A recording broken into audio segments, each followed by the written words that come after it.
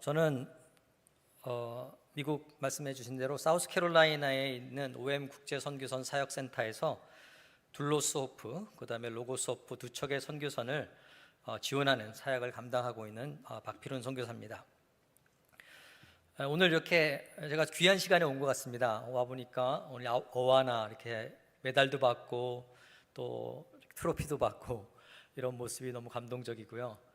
저는 이 모습, 시상하는 모습을 보면서 우리가 주님 다시 만나서 천국 가면 우리 주님께서 우리 여수 세중앙교회도 시상해 주시고 칭찬해 주시고 선물을 주시지 않을까 이런 생각을 해보게 됐습니다. 그리고 또 의미가 있는 것이 제가 그 배 사역을 시작하기 전에는 한국에서 미얀마 근로자 사역을 한 적이 있었습니다. 구로공단에서 외국인 사역을 한 적이 있었는데요. 제가 이거 조절을 하고 하겠습니다. 이렇게 미얀마로 또 우리 세중앙교회에서 많은 성경을 보내주시는 현장에 또 우리가 너무 감격스럽고 또 하나님께서 하시는 이 모든 일 연결되어 있는 그래서 은혜를 또 누렸습니다. 또 오늘 성경 말씀을 1독, 2독 이렇게 가까이 하시는 여러분들을 뵈면서 큰 은혜와 또 격려가 됩니다. 저는 오늘 말씀을 나누기 전에 먼저 간단하게 제가 사실 2023년도에 여러분을 한번 찾아뵌 적이 있었습니다. 그 이후에 또 특별히 지난 2024년도 한 해 동안에 우리 선교선 사역을 통해서 하나님께서 어떤 일을 이루셨는지 여러분이 잠깐 보고를 드리도록 하겠습니다. 우리 화면을 파워포인트가 나오면 띄워주시면 좋겠는데요. 먼저 화면에 보이시는 배가 저만 보이나요? 혹시 파워포인트 나갈 수 있나요? 이 둘로스 호프라는 선교선인데요. 이 둘로스 호프라는 선교선이 연결은 된 것 같은데요. 둘로스 호프 선교선이 지난 5월부터 사역을 시작했습니다. 그래서 이 배에는 현재 한 34개국에서 모인 선교사님들이 한 100여 명이 사역을 하고 있습니다. 제가 지난번에 와서 말씀드렸던 큰 배는 한 350명 정도가 사역을 하고 있는데요. 이 작은 배는 한 100여 명 정도 34개국 이렇게 모여서 사역을 하고 있습니다. 화면이 혹시 나올 수 있나요? 아직 안 나오나요? 그러면 나올 때 되면 또 화면을 보도록 하고요. 이 둘로스 호프 선교사는 지난 한 해 동안에 2024년도에 태국, 필리핀, 또 홍콩, 캄보디아, 말레이시아 등의 여러 아시아 지역을 주로 다니면서 이제 사역을 하게 됐고요. 그다음에 이제 로고스 호프라는 이 선교사는 아프리카 대륙 사역을 했습니다. 이 아프리카 대륙을 지난 1년 반 동안 2023년도부터 2024년도 작년 한 해 동안 모잠비크와 또 남아프리카 공화국, 또 남미비아, 앙골라, 가나 이런 여러 아프리카 항구 도시들을 방문하면서 이제 사역을 감당을 했는데요. 2024년도 한 해 동안 둘로스 호프와 또 로고스 호프 선교선이 11개 국가에 그러니까 아프리카와 아시아의 11개 국가를 방문했고요. 25개 항구 도시를 방문해서 총 1,400만 979명의 방문객을 맞이할 수가 있었습니다. 할렐루야. 여러분 100만 명이라는 이 숫자가 실감이 나지 않을 수도 있으실 텐데요. 사진이 안 보여서 제가 그냥 말로 설명하겠습니다. 여러분 미국 미식 축구 경기장 아시죠? 그 미식 축구 경기장에 들어갈 수 있는 인원이 8만 명이라고 합니다. 이런 대단하지 않습니까? 그 8만 명이라는 사람이 한꺼번에 들어가서 미식 축구 경기를 보는데요. 그 미식 축구 경기장에 이 100만 명을 채우려면 그런 8만 명이 들어가는 경기장 12개가 필요하다고 합니다. 그 정도로 많은 사람들이 이제 로고스 호프와 또 둘로스 호프 이 선교선을 타고서 사역을 했습니다. 제가 이렇게 수많은 방문객을 맞이하면서 복음의 사역을 감당한 두 척의 선교선에 대한 보고를 여러분께 드리는 이유는 이 모든 사역이 우리 세중앙교회 성도님 여러분의 기도와 헌신 덕분에 이루어진 것이기 때문입니다. 아마 우리가 무슨 상관이 있지 이렇게 생각하실지 모르겠는데요. 제가 우리 세중앙교회 협력 선교사입니다. 우리 세중앙교회 성도님께서 저를 협력 선교사로 맞아주시고 또 기도해 주시고 후원해 주셨기 때문에 이런 모든 선교 사역이 아프리카에서 아시아에서 이루어질 수 있었던 것입니다. 그래서 이 시간을 빌어서 우리 선교선 사역을 위해서 여러분 기도해 주시고 또 헌신해 주시고 저를 격려해 주신 여러분께 깊은 감사의 말씀을 다시 한번 드립니다. 감사합니다. 네, 우리 하나님께 감사의 영광의 박수를 돌리겠습니다. 영상이 혹시 나오나요? 안 나오죠? 예, 그냥 없이 하도록 하겠습니다. 반가운 소식은 이 아시아를 위한 특별히 작은 배 둘로스호프 국제선교선이 올해 4월 달에 여수에 입항을 하게 된다는 사실입니다. 우리 담임 목사님 말씀해 주신 대로 이제 둘로스호프가 다른 항구도 아닌 여수에 들어오게 되는데요. 3월부터 울산을 먼저 방문하고 그다음에 여수가 두 번째 항구고요. 그다음에 인천을 갔다가 부산 이렇게 4개 항구를 한 3개월에 걸쳐서 이 배는 최초로 우리 대한민국을 이제 방문하게 됩니다. 목사님 말씀해 주신 대로 갑자기 저에게 연락이 와서 배가 한국을 방문하는 동안에 배의 책임자로 디렉터로 섬겨달라는 부탁을 받고 제가 정말 배를 타고 이제 배와 함께 이 여수항에 들어오게 될 예정입니다.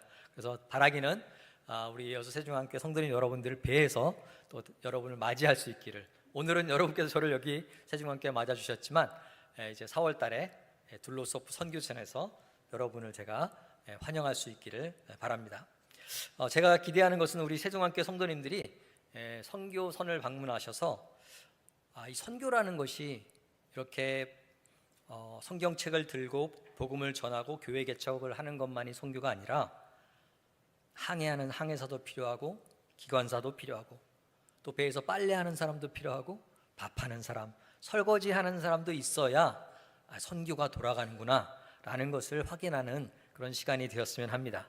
또 한편으로는 우리 세계 각국에서 34개국에서 모인 우리 선교사들이 여수를 오게 되는데요. 여수하면 우리 한국교회 영성이 있는 곳 아니겠습니까? 우리 손양원 목사님의 그 사랑의 그 영성이 있는 이 여수에, 특별히 여수 새중앙교회입니다. 여러분, 중앙이라는 말은 센터 아닙니까? 여수 새중앙교회에서 우리 34개국에서 온 우리 젊은이들, 우리 선교사들에게 우리 여수의 또 대한민국의 영성, 또 우리 새벽기도, 철야기도, 금야기도, 우리 기도, 합심기도, 그죠? 우리 선교선에서도 가끔 코리안 스타일로 기도하자고 합니다. 우리 합심기도, 통성기도, 우리 한국에서 시작된 이 기도, 이 본고장인 이곳에서 여주 세중앙교회에서 우리 선교사님들도 이곳에 와서 함께 예배드리면서 함께 통성기도를 하면서 한국의 영성을 배울 수 있는, 그래서 서로에게 피차에게 복이 되는 그런 귀한 시간이 펼쳐지기를 기대합니다. 오늘 저는 여러분과 함께 요한복음, 오늘 읽은 요한복음 15장 본문을 통해서 열매 맺는 선교라는 제목으로 하나님의 말씀을 나누고자 합니다. 오늘 본문을 통해서 우리가 배우게 되는 열매를 맺기 위한, 또 열매를 맺는 선교를 위한 삶을 위해서는 우리가 3가지 질문을 던져봐야 되는데요. 오늘 본문 말씀을 통해서 어떻게 하면 우리가 선교적인 열매를 맺고 또 하나님이 원하시는 열매를 풍성하게 맺는 그런 성도의 삶을 살 수 있을까라는 답을 같이 찾아보고자 합니다. 이 3가지 질문은 간단합니다. 첫 번째는요, 나는 누구인가? 라는 질문이고요. 두 번째는 나는 연결되어 있는가? 라는 질문입니다. 그리고 세 번째는 나는 깨끗한가? 라는 질문인데요. 열매 맺는 선교를 위해서 우리 스스로에게 물어봐야 될 첫 번째 질문은 나는 누구인가? 라는 질문입니다. 오늘 본문, 성경 본문 5절의 말씀은 우리 예수님이 누구이시며 우리가 누구인지를 분명히 말씀해 주십니다. 5절 말씀을 보니까 나는 포도나무요 너희는 가지니. 우리 주님께서, 우리 예수님께서 포도나무 되시고 우리는 가지다, 이렇게 말씀하십니다. 여러분, 이 나는 누구인가? 라는 이 질문은 우리 정체성에 관한 것입니다. 정체성의 문제는 우리 신앙생활의 기본이면서 또 동시에 우리 그리스도인의 여정 가운데서 가장 중요한 문제 중에 하나입니다. 내가 누구인지를 알고 또 주님이 누구인지를 아는 것, 그것을 이해할 때 우리가 풍성한 삶, 열매 맺는 삶을 살 수가 있고 열매 맺는 선교를 감당할 수가 있다는 것입니다. 여러분, 우리가 누구인지, 나 자신이 누구인지 모르면 피곤하고요, 지치는 삶을 살 수밖에 없습니다. 왜 그럴까요? 나 자신이 누구인지를 모르면 우리는 마치 내 자신이 다른 사람인 것처럼 흉내내고 스스로를 포장하게 되고, 다른 사람보다 또 내가 낫다는 것을 보여주기 위해서, 나 자신을 증명하기 위해서 더 열심히 노력합니다. 그렇게 내 행동으로, 내 업적으로 나를 증명하려고 애쓰다 보니까 삶이 피곤해지고 우리를 지치게 하는 것입니다. 저 역시 저의 그 정체성, 내가 누구인지를 깨닫기 전에는 무척 피곤한 삶을 살았습니다. 제가 지난번에 와서 좀 말씀을 드리면서 제가 키가 작다는 얘기를 좀 한 적이 있는데요.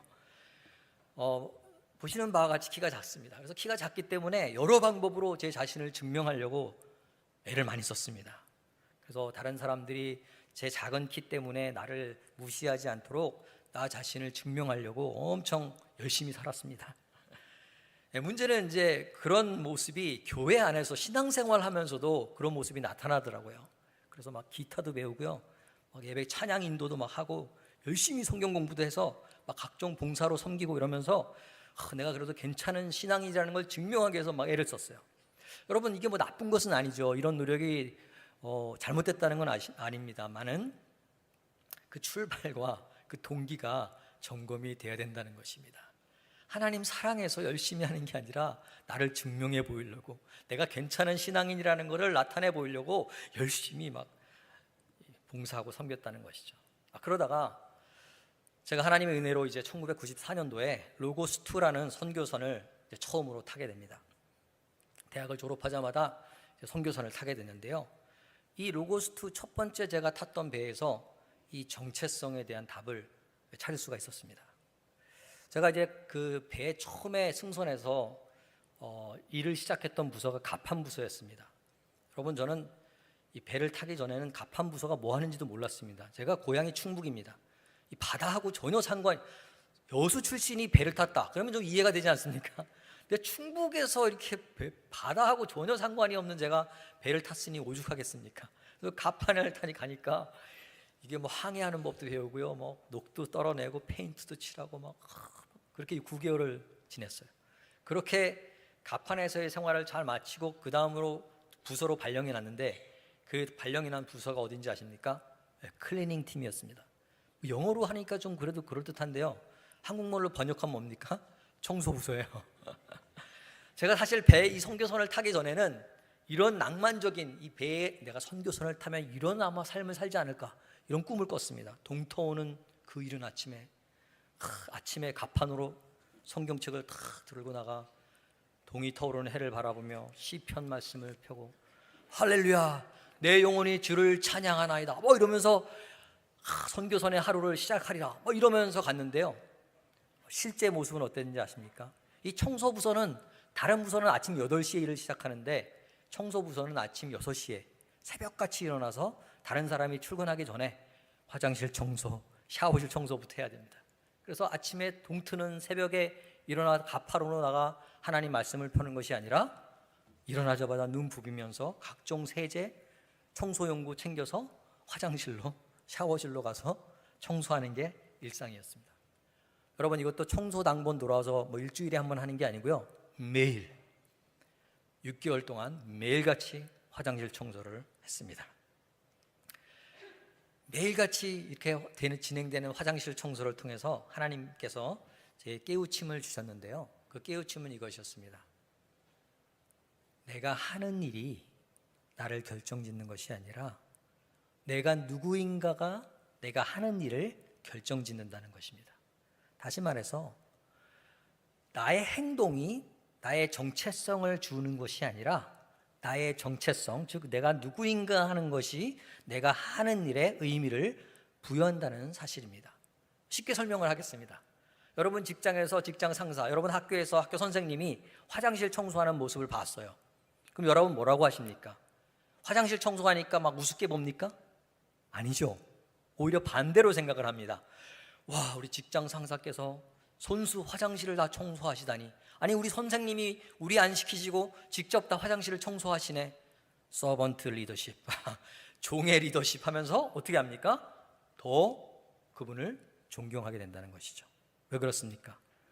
그분이 누구인가가 그분이 하는 일을 결정짓는다는 사실이기 때문입니다. 그분이 어떤 일을 하기 때문에 그런 사람으로 되는 것이 아니라 그 사람이 그 하는 일을 결정을 짓는다는 것입니다. 여러분, 이제 다시 질문해 보기 원합니다. 나는 누구입니까? 제 자신에게 물었습니다. 내가 누구인가?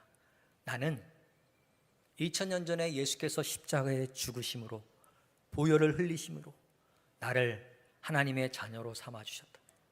예수님의 핏값으로 삼받은 하나님의 자녀, 하나님의 아들인 나, 그리고 한국의 교회에서 파송받은 선교사인 나, 그런 내가 이 배의 화장실을 청소하는 거다. 이런 마음으로, 기쁨으로 화장실 청소를 감당할 수가 있었습니다. 여러분, 우리 자신이 누구인지 기억하시기 바랍니다. 예수님의 핏값으로 삼받은 하나님 나라의 왕자요, 하나님 나라의 공주인 줄 믿습니다. 우리 주례학교에서 나는 왕, 나는 왕, 나는 왕자다, 나는 공주다, 이런 찬양을 한 기억이 나는데요, 우리 모두가 하나님의 자녀요, 하나님 나라의 왕자요, 공주인데 그것이 우리의 정체성인 줄 믿습니다. 이 정체성을 가질 때 여러분, 삶의 여유가 생기는 것입니다. 다른 사람이 어떤 걸 가지고 자랑을 하고 잘난 척을 해도요, 우리는 끄떡없습니다. 왜요? 나는 하나님의 아들, 이 천지를 지으신 하나님의 아들이 그 핏값으로 삼받은 하나님의 자녀다. 내가 뭐가 필요하는가? 이러한 자신감이 있을 때 나를 증명해 보이려고 애쓸 필요도 없고 더 잘난 척 하려고 애쓸 필요도 없이 그냥 하나님의 자녀가 되었다는 이 사실 하나만으로 여유롭게 살아갈 수가 있는 것입니다.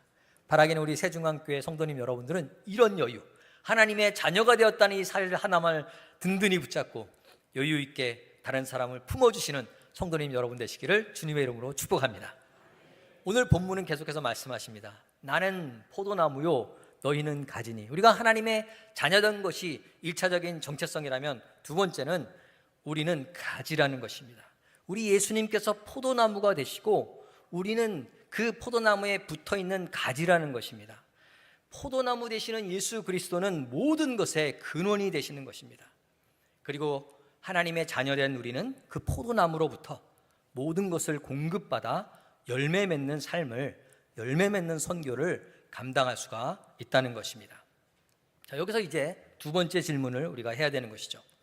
두 번째 질문은 이것입니다. 첫 번째 질문이 나는 누구인가? 라는 질문이었다면 두 번째 질문은 나는 연결되어 있는가? 라는 질문입니다. 열매 맺는 선교를 위해서 우리가 스스로에게 물어야 할 두 번째 질문은 나는 포도나무 대신 예수님께, 우리 하나님 아버지께 연결되어 있는가? 라는 질문을 해야 된다는 것입니다. 우리 4절과 5절 말씀을 한번 다시 보겠습니다. 내 안에 거하라, 나도 너희 안에 거하리라. 가지가 포도나무에 붙어있지 아니하면 스스로 열매를 맺을 수 없음같이 너희도 내 안에 있지 아니하면 그러하리라. 나는 포도나무요, 너희는 가지라. 그가 내 안에, 내가 그 안에 거하면 사람이 열매를 많이 맺나니 나를 떠나서는 너희가 아무것도 할 수 없음이라. 아멘.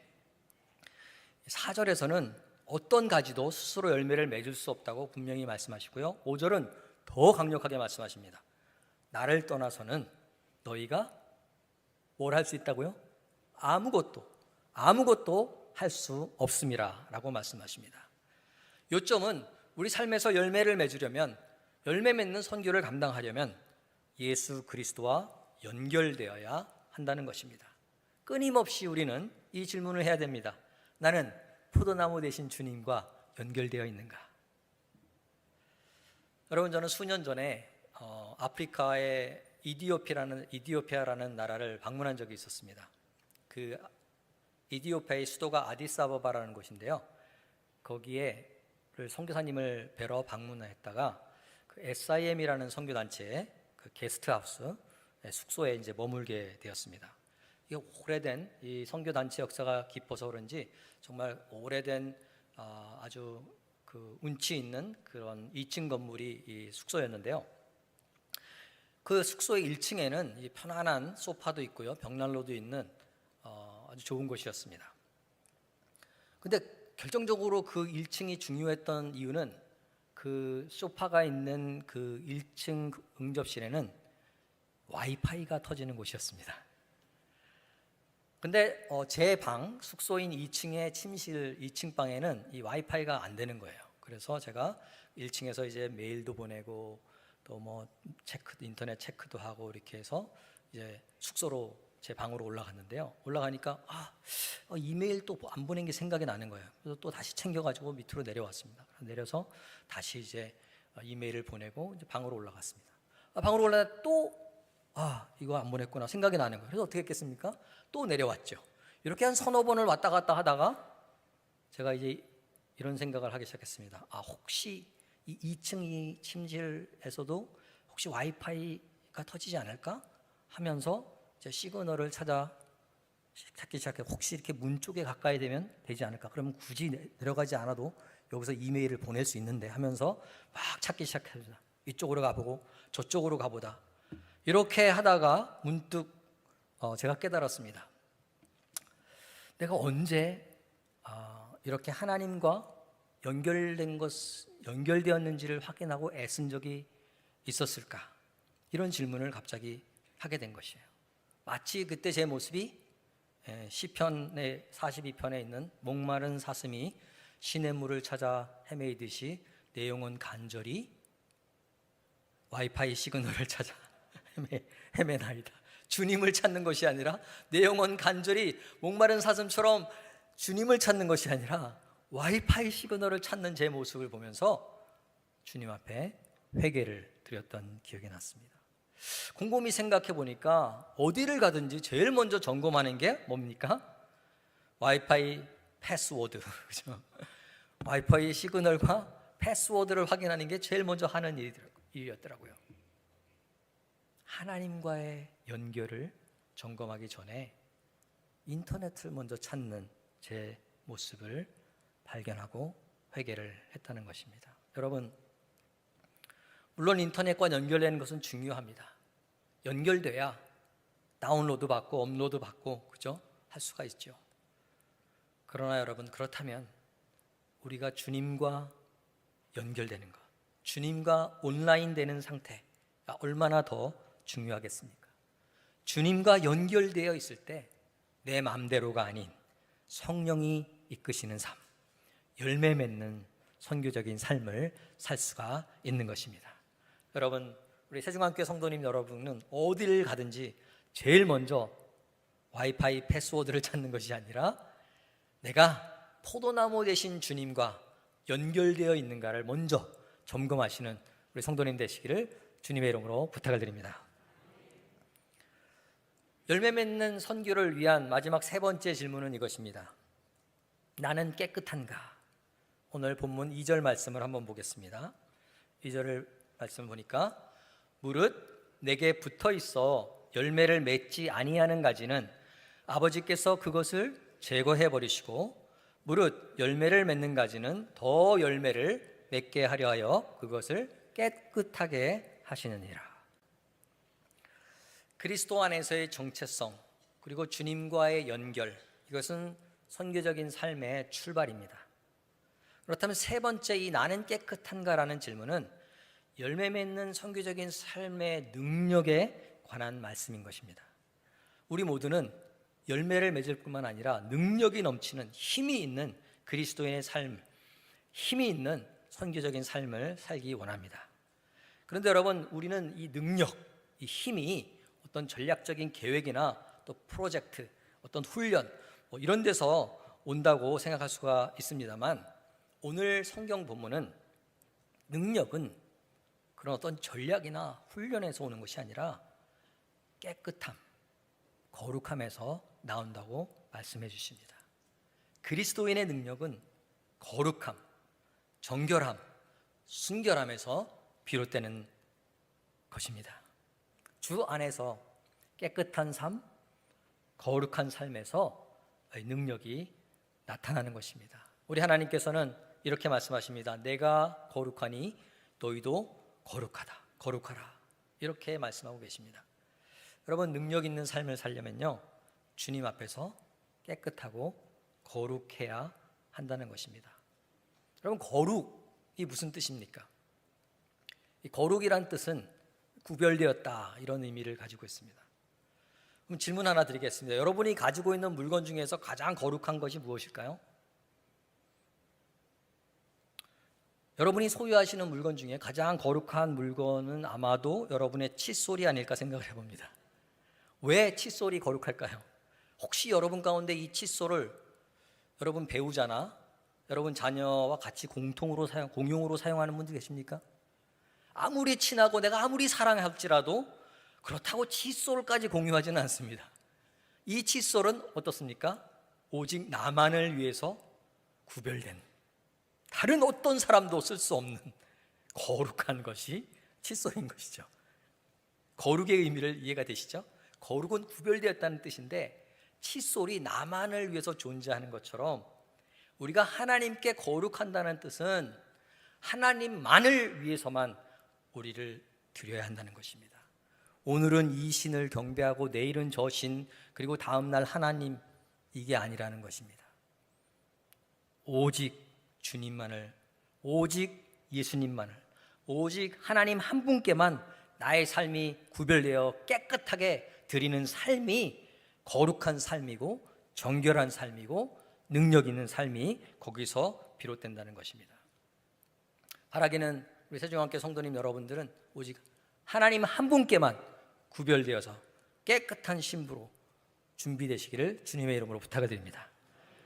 에티오피아 이야기 한 가지만 더 하고 싶은데요, 이 에티오피아 지역 남부 지역에 가면은 이 기독교인 크리스찬들을 부르는 별명이 있다고 합니다. 여러분 아시는 것처럼 이 크리스찬이란 말도 별명이었지 않습니까? 예수님을 따르는 사람들을 조롱하면서 이렇게 부른 별명이 기독인 크리스찬들이라는 별명이었는데요, 그런 거 비슷하게 이디오피아 남부에는 예수 믿는 분들, 예수님을 따르는 하나님을 믿는 백성들을 지칭해서 부르는 별명 두 가지가 있는데요, 하나는 워터맨, 하나는 화이트맨이라고 합니다. 번역을 한다면 워터맨, 물의 사람들, 그죠?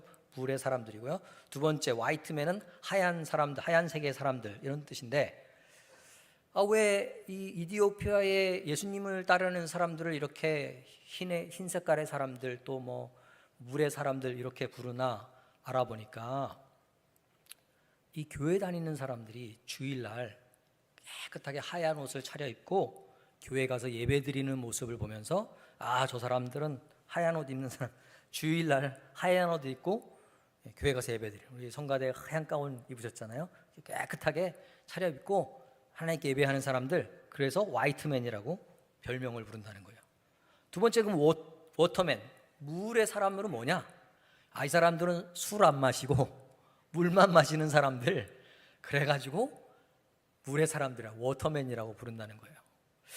여러분 어떻습니까? 이게 뭐 심오한 것도 아니고 대단한 것도 아니지만, 이 에티오피아의 예수님을 따르는 백성들은 뭔가 구별된 삶, 뭔가 다른 삶을 살고 있다는 것입니다. 세상 사람들하고 똑같이 술 마시고 똑같이 하는 것이 아니라 뭔가 다르게, 별건 아니더라도 물을 마시면서 깨끗한 옷을 입고 주일날 주님을 예배하는 이런 구별된 모습, 이런 모습을 살아가고 있기 때문에 뭔가 다른 기독교인의 모습을 보여주었다는 것입니다. 여러분, 우리도 마찬가지인 줄 믿습니다. 세상 사람들이 우리를 바라볼 때 너나 나나 똑같으면 어떻게 교회에 오고 싶은 마음이 생기겠습니까? 우리 세중앙교회 나가는 저분은 뭔가 좀 다른 것 같은데 나도 저분 따라서 한번 교회 나가봐야 되겠다, 이런 마음이 들 수 있도록 할 때에 우리가 열매 맺는 선교를 할 수 있는 거 아니겠습니까? 바라기는 우리 구별된 삶, 뭔가 다른 삶을 살아가시는 우리 성도님 여러분 되시기를 주님의 이름으로 부탁을 드립니다. 우리 선교학자 크리스토퍼 라이트라는 분이 있는데요, 그분이 하나님의 백성의 선교라는 책을 쓰셨는데요, 그 책에서 이렇게 말씀하십니다. 당신의 우편 배달원은 어떤 사람입니까? 이 질문은 기능적인 측면에서는 중요하지 않은 것 같습니다. 당신의 주소로 우편물을 배달하는 사람의 도덕성에 대해서 염려하기보다는 그 배달 업무가 완료되었는가 하는 것에 더 관심을 가지게 됩니다.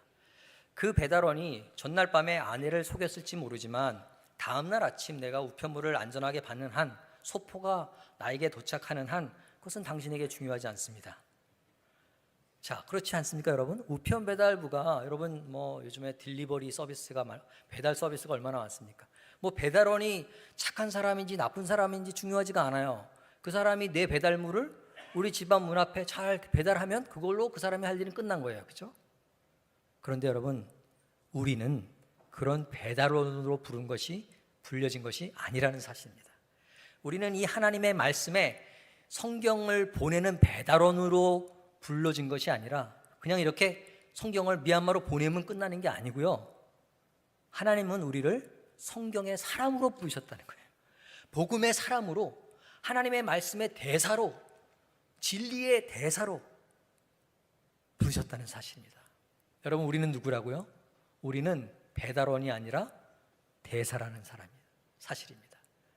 오늘 첫 번째 우리 정체성에 대해서 말씀드렸는데, 나는 하나님의 자녀라고 말씀드렸는데, 또 다른 정체성은 우리는 하나님의 말씀의 대사인 것입니다. 그래서 우리는 그냥 이 성경 복음을 그냥 딜리버리, 배달하는 데서 끝나는 것이 아니라 내가 먼저 이 말씀을 살아내는, 말씀을 순종하여 말씀을 살아내고 내가 말씀이 사람이 되어서 이 말씀을 대사로서 전하는 것이 우리의 사명이라는 사실입니다.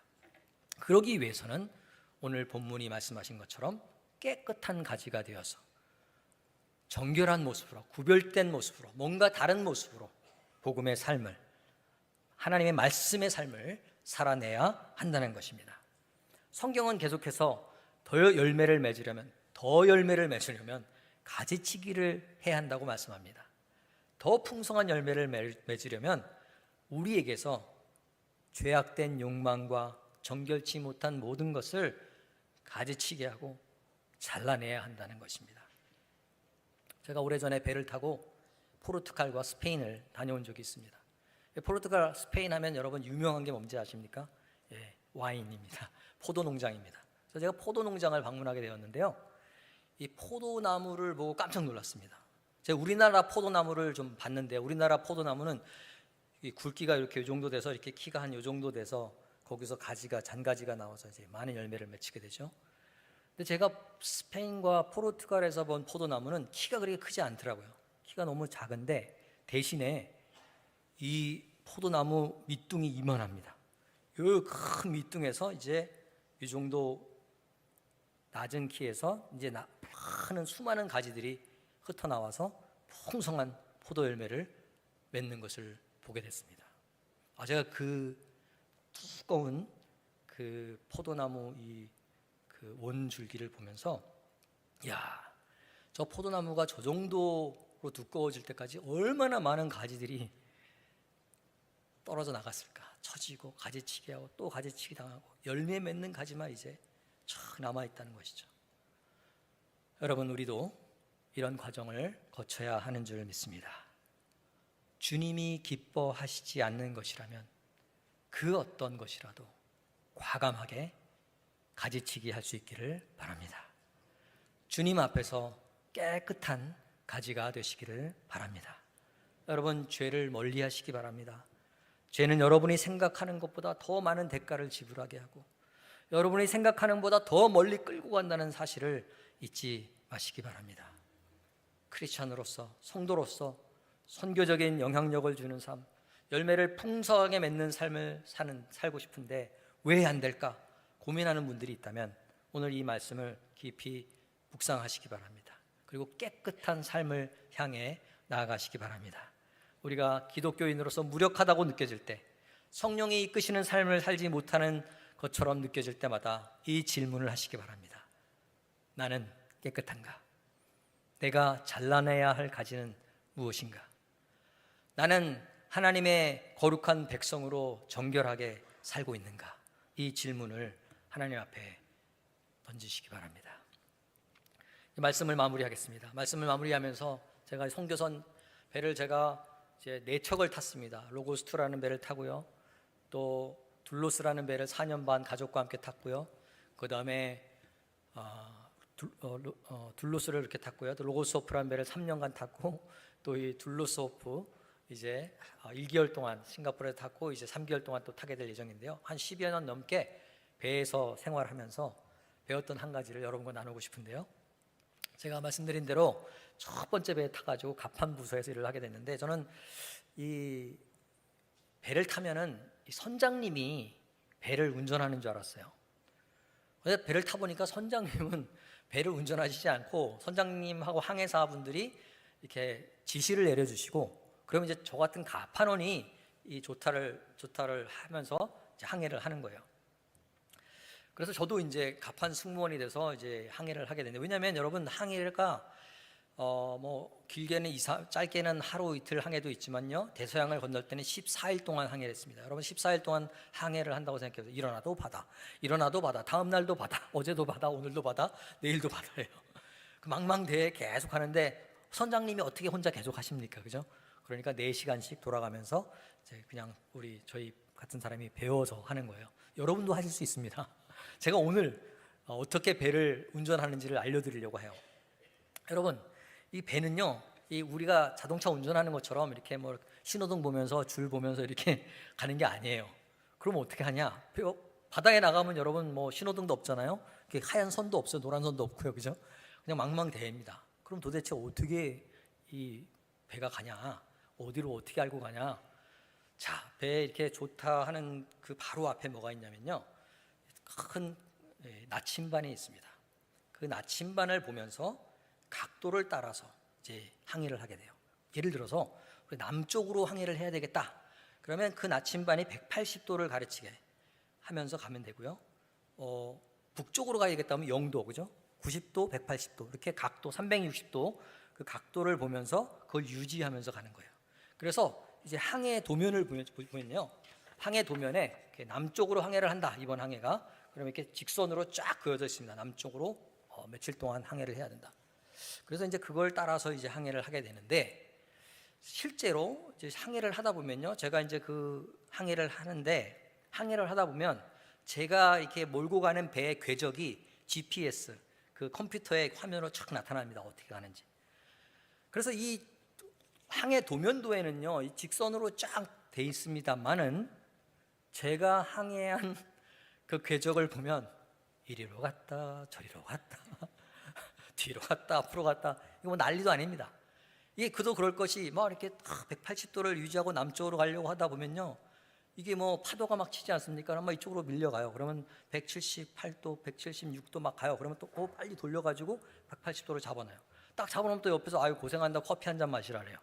커피 한 잔 마시고 딱 보면 190도로 막 이쪽으로 엄청 가고 있는 거예요. 여러분, 이게 1도만 틀어져서 계속 한다고 생각해 보세요. 지금은 1도지만 어떻게 됩니까? 엉뚱한 데로 가게 되는 거겠죠. 그렇게 왔다 갔다 뭐 또 한참 하다 보면 돌고래가 나타났다고 막 이거 하면서도 보고 싶어갖고 막 기웃기웃 하다 보면 또 이게 또 엉뚱한 데로 가 있어요. 그래서 컴퓨터 화면을 보면요, 막 이리 갔다 저리 갔다 난리도 아닌데, 여러분 놀라운 일, 감사한 일은 그럼에도 불구하고 이 배가 목적하는 항구에 무사히 도착할 수 있었다는 사실입니다. 할렐루야. 왜 그럴까요? 어떻게 이렇게 헤맸는데도 불구하고 이 배가 무사히 목적하는 그 항구에 도달할 수가 있었을까요? 정해진 항로로 계속해서 돌아오면 되는 것입니다. 1도 잘못 나갔다가 다시 돌아오면 되고요, 3도 엉뚱한 데로 갔다가 다시 또 돌아오면 되고요, 뭐 5도 10도까지 엉뚱한 데로 막 가다가고요, 다시 돌려서 180도로 돌아오면 되는 것입니다. 여러분, 우리 신앙생활도 마찬가지인 줄 믿습니다. 우리는 하나님의 말씀, 우리가 가야 할 신앙의 항로를 이미 알고 있습니다. 그러나 어떻습니까? 실제 삶의 현장은 바람이 치고 바람이 불고 파도가 치는 대양처럼 시험이 닥쳐옵니다. 유혹이 물려옵니다. 우리가 엉뚱한 방향으로 떠밀려 가기도 합니다. 때로는 실패합니다.